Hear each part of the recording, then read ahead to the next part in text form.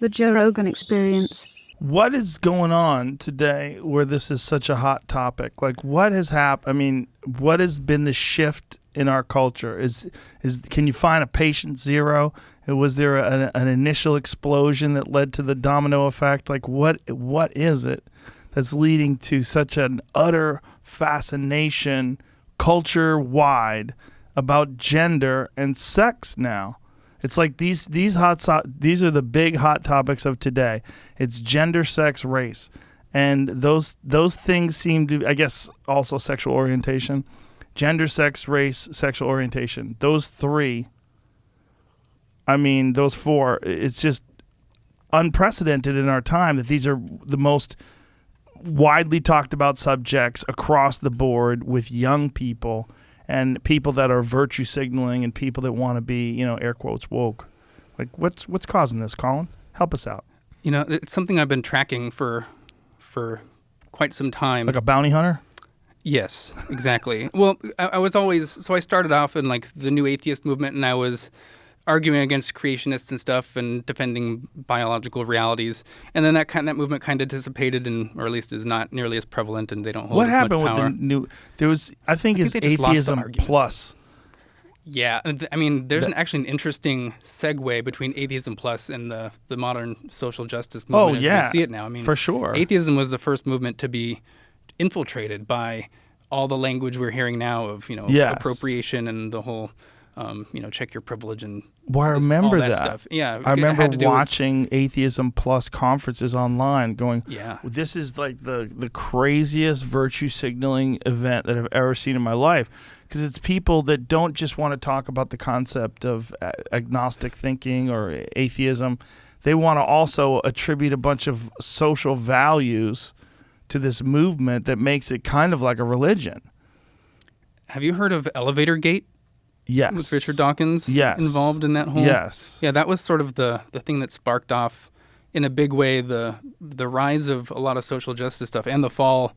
Could you explain it to people that don't know what it was about? Yeah, it was a while ago. Let me see if I can outline it a bit here. So there had been some complaints at a lot of atheist conferences where there had been people complaining of sexual harassment, and there was one specific example. There was a speaker, her name was Rebecca Watson. She went by Skepchick, and she was giving a talk at this conference specifically addressing sexism in the atheist movement. And I think she might have said that she wasn't interested in hooking up at conferences or whatever. And then on the way back to her hotel later that night, she went into the elevator, and then someone went in the elevator with her. It was a guy. And as they were going up in the elevator, he looked over at her and just asked her if she'd like to come back to his room for a cup of coffee. That's literally what he said. But that's a euphemism for you want to come back and Netflix and chill. Netflix and chill, yeah. And so she said no. He didn't pursue anymore. They went off to their separate rooms. Everything was fine. The next day on social media, she blows up the internet trying to say that how terrible this was, how she felt so uncomfortable in the elevator. It was in a tight spot, small elevator, and this how threatened that she was.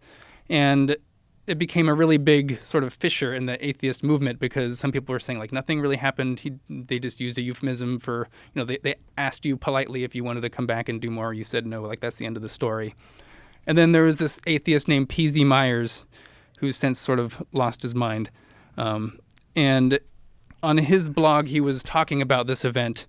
And then Richard Dawkins in the comment section wrote what's known as the Dear Muslima letter, which is he was writing a sarcastic response to this as though he was addressing some random Muslim woman saying like, Dear Muslima, you have no right to complain about how you're treated, having your genitals mutilated or whatever, because haven't you heard this one woman, her name is Skepchick, she was offered coffee in an elevator and she said no, and the guy didn't do anything after that. So it was a very sarcastic way he approached that, and then that just made the whole atheist movement just get engulfed in flames immediately. It was all the factions split up between the super woke people and the classic skeptics. And yeah, it never recovered really. And right after that is when Atheism Plus came out, which was Atheism Plus Social Justice, which really just was woke Democrats who happen to be atheists, basically, and all the new conference topics were just like intersectionality and maybe some vague reference to, disbelief or something. So the atheist movement never recovered from that. It's gone downhill. And now we've seen how the same type of activism has moved in and taken over, Evergreen State College, and has led to what Brett and Heather have gone through, and then it sort of erupted all over the country and what we're seeing now. So that was sort of the canary in the coal mine for a lot of what we're seeing now. And what do you think is causing it? Like, a lot of people have theories on this, but I want to know your personal one. Like, why is this a thing today? Yeah, well, there's so many different aspects to the ideology. So in the specific area of, I guess, the whole sex denial thing, I think there's this allergy to the word discrimination in a way, where we've been told that discrimination is a terrible thing always. But it might sound controversial, but discrimination just means that we're distinguishing between two different things in a certain context. Right, we think of discrimination as prejudice. I'm discriminating in this certain thing. If you have a children's sports league, that discriminates against adults, and most people would say that that's a good type of discrimination. Right. But we've just sort of adopted this idea that discrimination is really bad, and so now when we talk about trans women in sports or something, they think they're being discriminated against. And what you'll see in the headlines is, women and girls who are trans are not able to play in sports for women and girls.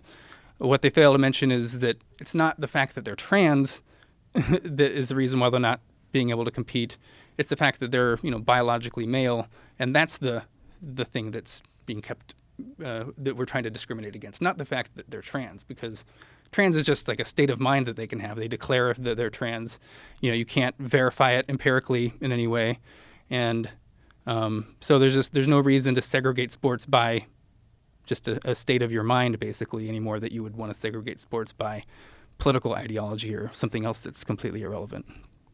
So I think an aversion to the concept of the idea that discrimination is bad just across the board is holding us back from having more productive conversations. And then I know you've had people like James Lindsay on, and they talk about just the critical theory, the queer theory that's out there, where it's just meant to just pick apart anything. Anytime they see a binary, they need to deconstruct it. And it's based on this epistemology of relativistic, relative truth, blurring borders between other things, systems of power. This is sort of the ideology that is taken root in a lot of different areas in society, and it's really been coming to a head in the last few years on many topics too, on the whole sex and gender debate. We have the critical race theory stuff. We have the post-colonial, decolonize the curriculum, and it's spreading out of control. And then people who are not the postmodern type, people who are have the Enlightenment values and we're modernists in the way we approach the world. We think that if something's true, if it corresponds to reality, and there's certain truths that can't really be denied by anybody. A lot of us are pushing back, and because we've seemed to have lost a lot of a foothold in the institutions, it's now resulting in people getting canceled. Yeah, it's a strange time in that regard, where it seems like no one knows exactly what our cultural framework is anymore for discussing things, and every time it gets pushed further and further along, you have to kind of catch up with what you're allowed to say and what you're allowed to talk about and what's okay. Like, it didn't used to be controversial to say there are two genders. There's only two genders. But if you say it today, you could get fired from your job. That's a real thing. You can get discriminated against. Not that discrimination's bad, as we've discussed, but you know what I mean? It's like this is a new thing to get to a position where talking about biological facts, you really shouldn't. You have to discuss the societal agreement, the cultural agreement we have about like how we view, or this is what the push is, or what this idea of the compliance, forced compliance into this ideology. You have to accept what we view now as sex and gender. Yeah, there's like a language takeover. Yeah. And even when you said just earlier a second ago that there's two genders, well, they've just co-opted that word gender. And so what used to be the case, and this is something that I was on board with, I was a good, considered myself progressive, was a lot of people would say that sex and gender are different things. Sex referred to your reproductive anatomy, your biology, and gender referred to just the way you identify. You can identify as a man or a woman, or, if they want to expand that, whatever that means, it has to do with identity. It's sort of like sex is your hardware, gender is your software, where you can be a male and identify as a woman. And that was something that I was sort of willing to get on board with. And I was like, okay, why do we need to have the same, we already have male and female to refer to sex. Why do we need to also use man and woman? Maybe we can just let, those people have that. Because as a biologist, it didn't really, my defense didn't really go up, because as long as we know what sex is, then that's fine. I'll be willing to manage that. And then slowly over time, that distinction became more and more blurry, where now they would say, instead of that identify as a man or a woman, they say I identify as a male or a female, and they're using the sex terms where they used to use gender terms. And then I'd started seeing on my Facebook popping up people with PhDs in biology sharing articles like, there are 5 sexes, or there are 7 different sexes, or sex is a social construct. And this was, as I started pushing back against that, I thought they must have been talking about gender identity, but it became very clear that, no, they're talking about actual sex itself, and that there's, every different chromosomal arrangement that someone can have. Like if you're a Klinefelter male or something, you have XYY chromosomes, that you're your own unique sex now, rather than just, a variation within the male sex. Do you have a theory as to what caused all this, or as to why it seems to be progressing? It's not like they reached a point and they went, okay, I think we made our point. Let's sort of normalize this and have it be accepted into the common thoughts of people. But that's not what's happening. It's just like it keeps getting weirder and weirder and weirder. It's like they keep pushing the envelope about what it means. Yeah, there's no one to put on the brakes, really. I mean, Right. they're within the institutions, and the people who would normally want to speak up, like I did, they get called names. I was looking for tenure track positions, and I had people post on job boards in my field that thousands of biologists look every day, that I was a transphobe and a race scientist, that they just threw in on top of things just to, throw a bunch of slurs at me and see what sticks, and try to poison the well for my potential hiring.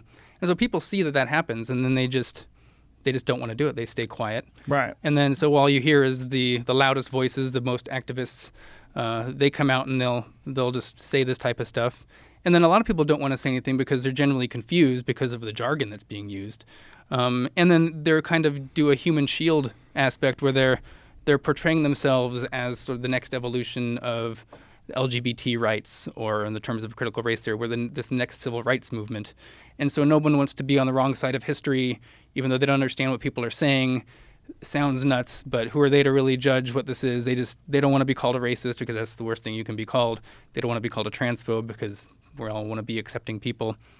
And fortunately, I think a lot of people are sort of beginning to see that, and they're willing to stand up a little bit more now, and at least call it like it is, saying that these people have a really bad concept of what biological sex actually is. No, there's not 7 sexes. No, sex isn't a bimodal distribution where we're just varying degrees of maleness and femaleness. We can definitively say for 4,999 people out of 5,000 that they are unambiguously male or female, and we can account for the 1% that's not, but that doesn't make all of us sort of in question of what our sex is. Catch new episodes of the Joe Rogan Experience for free only on Spotify. Watch back catalog JRE videos on Spotify, including clips. Easily, seamlessly switch between video and audio experience. On Spotify, you can listen to the JRE in the background while using other apps, and can download episodes to save on data cost, all for free. Spotify is absolutely free. You don't have to have a premium account to watch new JRE episodes.